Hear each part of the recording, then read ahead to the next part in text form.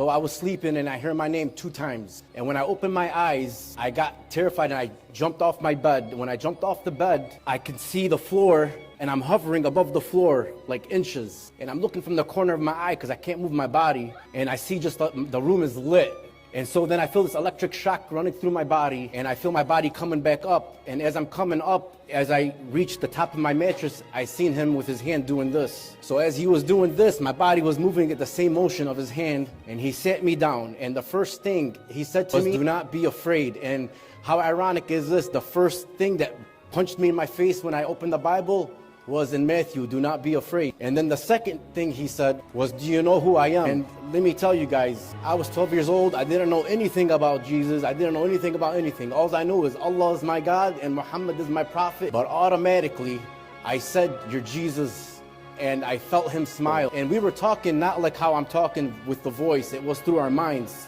Telepathy. So when he told me, do not be afraid, and do you know who I am? And I said, Jesus, and I seen a smile. He was talking to me, and I couldn't believe it. So I'm like, there's no way this can't be real. And at the same time I said that, he says to me, this is real. And I look, and I'm looking through him, and I could see through him, and I see my brother's body breathing and moving as he's sleeping. And that's how I knew. I was like, wow, this is real. I can't believe it. So I was scared. I was 12 years old. If I told anybody this, they would go crazy. I never told anybody for years and years. I kept it in my heart, in myself. So moving on through my life, I denied it. I never looked back. I always remembered it, but I never, I was Muslim and I was proud to be Muslim.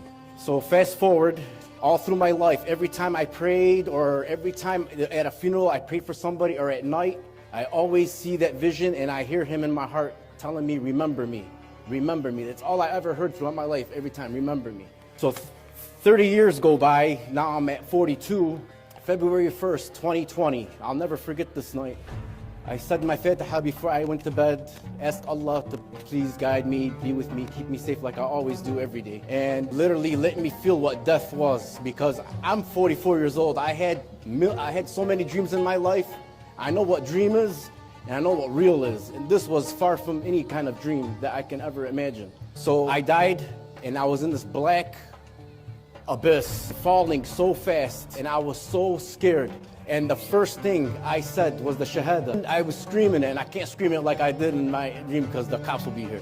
But I screamed, Ashhadu an la ilaha illallah, Ashhadu anna Muhammad Rasulullah, Allahu Akbar, Allahu Akbar, Allahu Akbar. I said it like 8 times, screaming. And my soul told me, you're wrong, it's not true. You are going to hell for eternity. And let me tell you something, guys.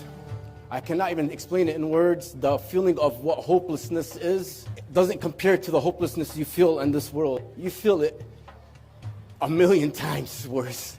Man, I got chills, I'm sorry. I never did this before, so bear with me. So as I'm falling so fast down, it's pitch black. All I see is this white light flying around me in circles fast. And I'm falling. I knew it was my guardian angel. And this guardian angel's voice was the only way I could explain it to you in life is it's the most scariest and the most beautiful voice in one. That's the only way I could explain this angel's voice. And it was coming from this ear to this ear, back and forth. Amir, you have to listen to me, please, please. And this angel was so desperate for me. He was like, please, you have to listen to me. You have to tell him he can still hear you. Tell Jesus to save you before your soul leaves your body. You have to tell him this before your soul leaves your body. Hurry, hurry, do it now, do it, do it. And I'm like, while I'm falling, I'm like, there's no way, how can this be? How can this be? How? You know, I'm even still denying him even in that moment. And I'm looking down and I see another, like a portal, a pit. And right before I went in that pit, I said, Jesus, please come into my heart and save me. And a big boom and a flashlight, my soul came right into my body. It felt like a truck hit me. And my body came out of my bed. And I'm like, oh, I'm sweating everywhere. I'm like, oh my God, you're not gonna believe what happened. You're not gonna believe what happened. This was like 3 in the morning.